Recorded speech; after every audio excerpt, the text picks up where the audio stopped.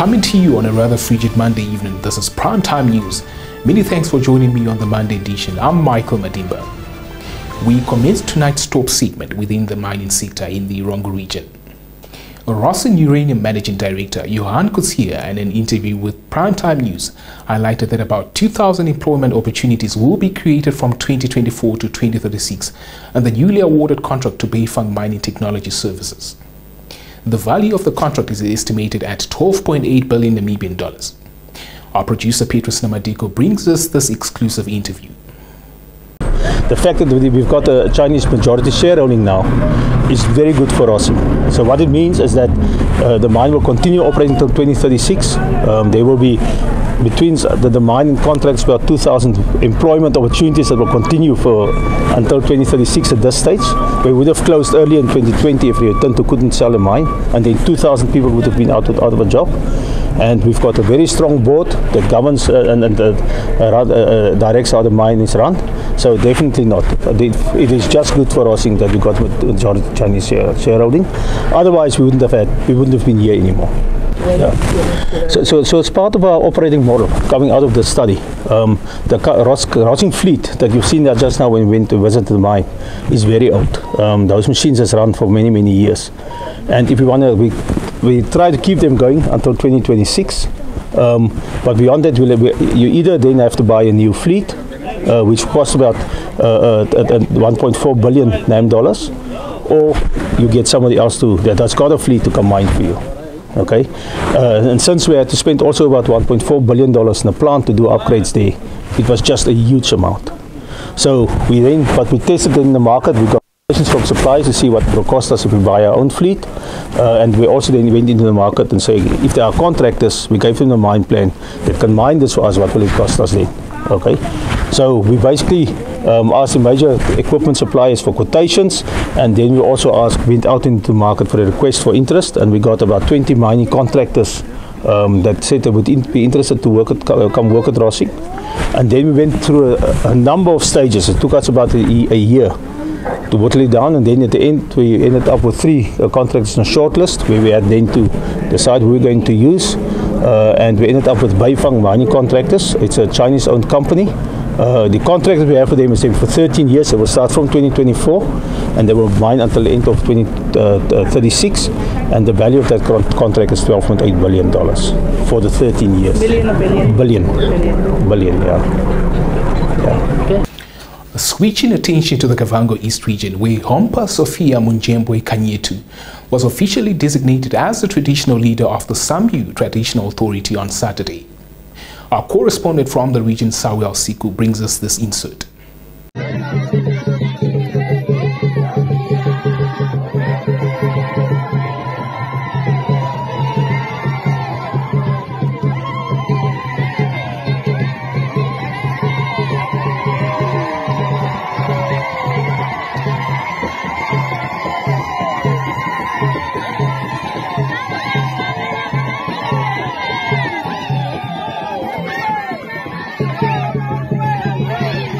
Due to a drawn-out court squabble recently settled by the Supreme Court in her favor, the Sambu community has been without a state-recognized leader since the death of Hompa Angelina Matumbo Ribebe on 14 June 2015. Minister of Information and Communication Technology Peya Moshelenga addressed the Sambu people during the coronation ceremony, as he also dealt with this issue during his tenure as Minister of Urban and Rural Development. During his speech, Moshelenga made reference to the measures he took when he recognized Hompa Kanyetu, stating that their journey was not easy and that he is happy the Shombu people finally have a Hompa now. Roads Authority Corporate Communications Manager Helene Philemon recently confirmed to Primetime News the Vilstroft border post in South Africa is now open to the public. The border crossing had been closed due to flooding, as a result forcing Namibians driving to South Africa to either make use of the Oranjemund or Armsvlei routes. Now, a 49-year-old female member of the Namibian Defence Force at Grootfontein military base was on Sunday afternoon detained after she was allegedly found with a live pangolin at her house in the built-together location at the town. Namibian Police Force Community Affairs Commander in the Chozonjupa region, Inspector Maureen Beha, on Monday told Nampa in an interview that the soldier is a corporal in the army and faces a charge of possession of controlled wildlife product without a permit.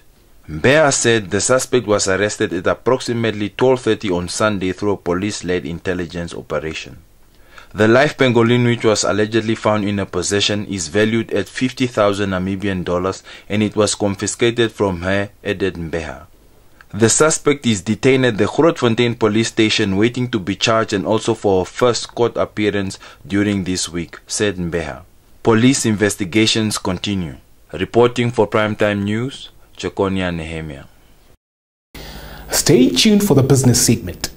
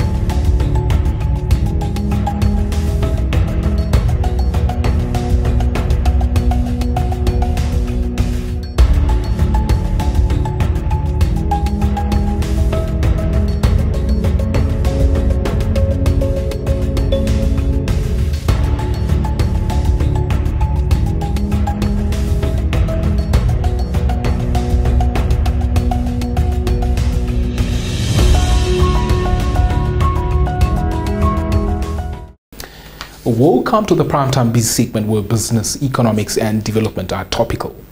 Housing Matters kickstart the segment.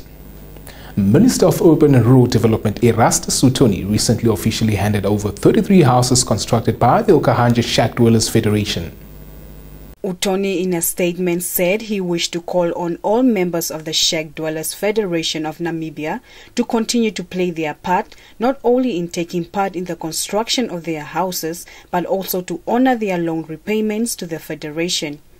He said these payments will enable the Federation to be sustainable, to help other needy members, and urge them to continue actively participating in their activities such as regular saving and working together. He added that it is evident in the community that housing is a key national development priority and an important vehicle for addressing poverty and inequality, as well as bringing out social harmony, economic advancement and political stability. Uthoni singled out the generous and continued support of Standard Bank, whose financial assistance to the Federation has made the construction of these houses possible. Reporting for Primetime News, Diana Kauta. On to the green hydrogen sector. President Dr. Hage Geingob stressed the importance of investing and creating job opportunities in the green hydrogen sector. The president made these remarks during a courtesy call from the Chief Executive Officer of Fortescue Future Industries, Mark Hutchinson, at State House recently.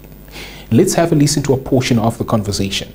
Now we are caught up in this fix of old and new. Yeah. How do you navigate and how do we explain to people that we are moving to the new energy resource, and then we are discovering the old? But it would navigate between the two. Yeah. So that's why we are coming with you. So welcome. Congratulations on the team's done the work on the agreement already, and that's great news you've got over that.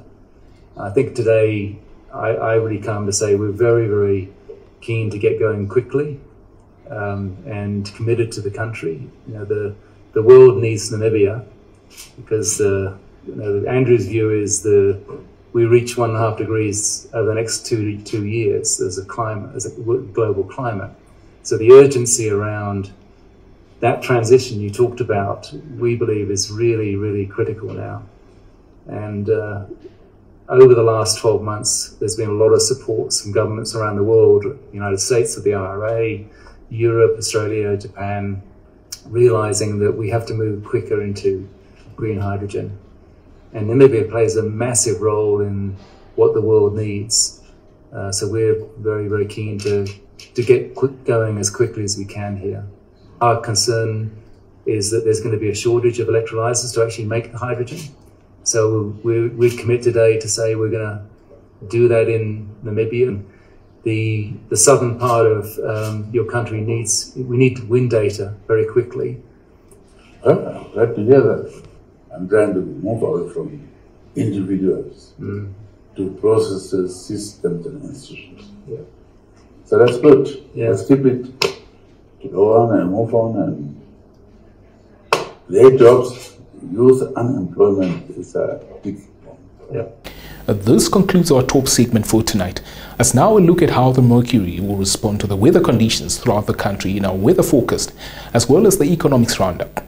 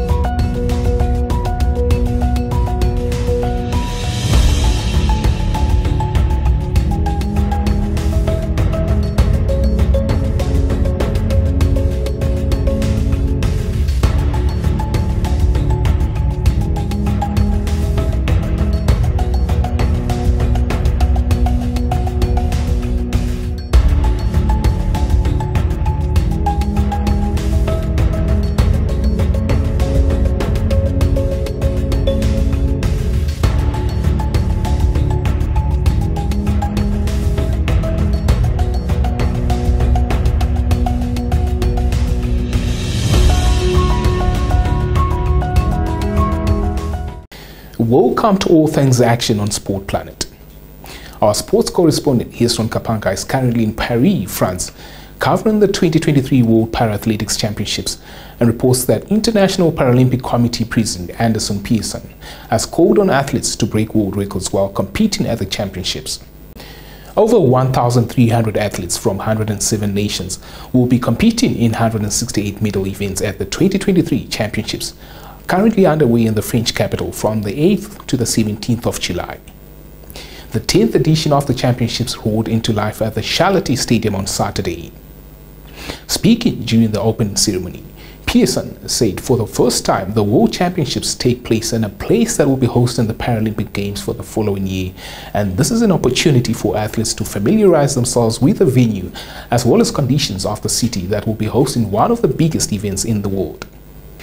Meanwhile, Paralympic sprinter Laya Ishitile and guide Sam Shimanda on Sunday evening progressed to the semi-finals of the women's T11 400-meter race after setting a new African record. Ishitile and Shimanda during the 10th edition of the 2023 Paris World Para-Athletics Championships ran a time of 58.46 seconds to set a new African record from the previous record of 58.97 seconds, which was set while competing at the 2016 Rio Paralympic Games in Brazil. On Sunday, the pair finished first in Heat 3, ahead of Angie Papon of Colombia and a guy Louis Dahir Arizala, who ran the second fastest time of 59.27 seconds from all the 4 heats held on the day. Your sports roundup is up next.